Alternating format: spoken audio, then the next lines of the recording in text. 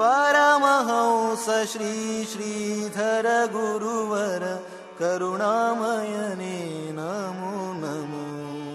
परमहंस श्री श्रीधर गुरुवर करुणामयने नमो नमो।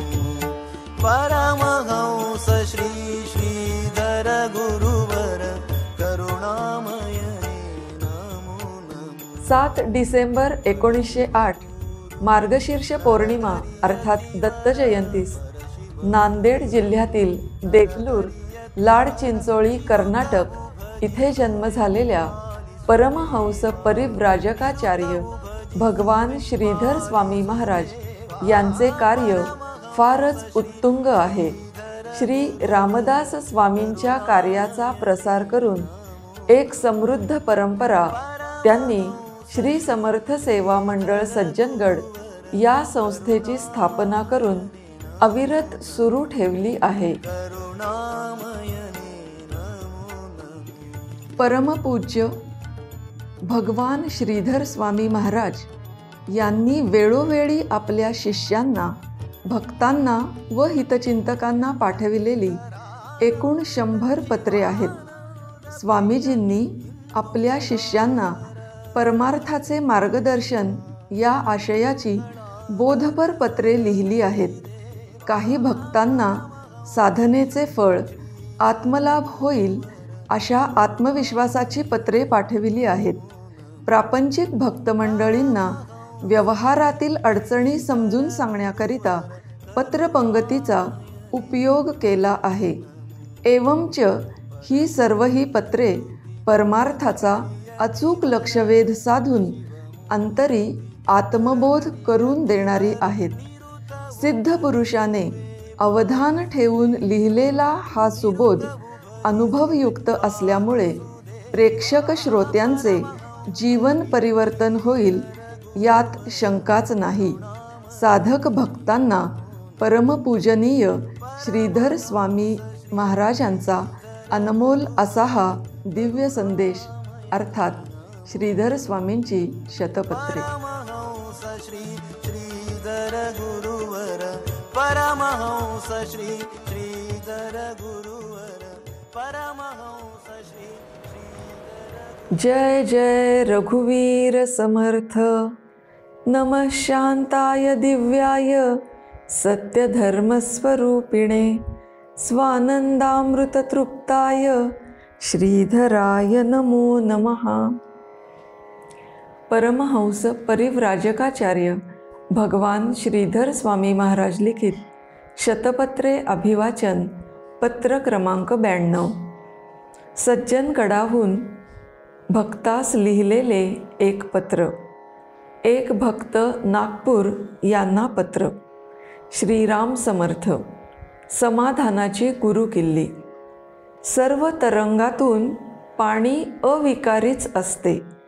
त्याच्यातच सर्व तरंगांचे आकार आणि चांचल्य असे भिन्न भिन्न भासले तरी ते पाणीच। पाण्याच्या दृष्टीने आकार आणि चांचल्य मुळीच नसून तरंगाच्या आकाराने आणि चांचल्याने पाणीच आहे असे वाटले की तरंगाचे आकार आणि चांचल्य मावळून जातात। साधकांनी ही दृष्टी ठेवावयास पाहिजे। परमात्मरूप समुद्रप्राय असे केवळ ज्ञानस्वरूपच आहे।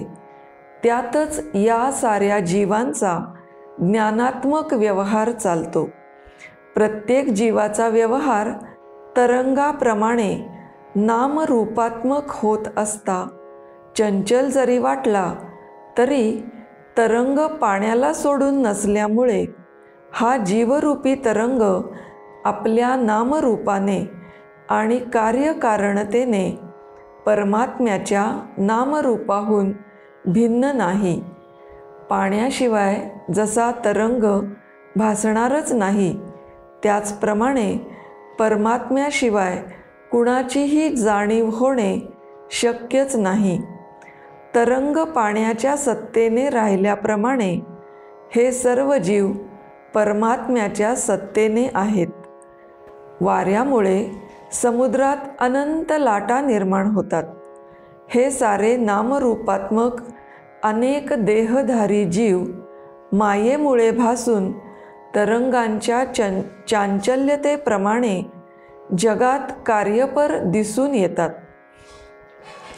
वाऱ्यामुळे जरी तरंग दिसले तरी प्रत्येक तरंग म्हणजे जसे अविकारी पाणीच असते, त्याचे जलत्व जसे वाऱ्यामुळे नष्ट होत नाही, त्याचप्रमाणे परमात्मभाव कधीच नष्ट होत नाही.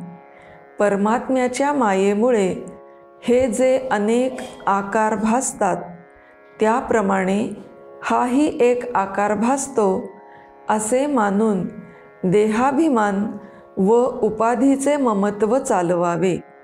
मनाचे चांचल्य आणि त्यामुळे घडणारे हे सारे परिणाम अविकारी परमात्मज्ञानात मायेमुळेच मिथ्या भासते असे समजून त्याच्या अविकारी अद्वितीय स्वरूपाकडे लक्ष देऊन मी आणि माझे या भावनेने परमात्म स्वरूपाशी वेगळे न होता राहावे, हीच ह्या संसारातील समाधानाची गुरुकिल्ली. श्रीधर. ओम श्रीधराय नमो नमः. श्री श्रीधर गुरुवर करुणामयने नमो नमो. परमहंस श्री श्रीधर गुरुवर करुणामयने नमो नमो. परमहंस श्री श्रीधर गुरुवर करुणामयने नमो नमो. परशिवमूर्ति नरहरियतिवर परशिवमूर्ति नरहरियतिवर निरुतवु भजिसुवे पालिसुदेवा.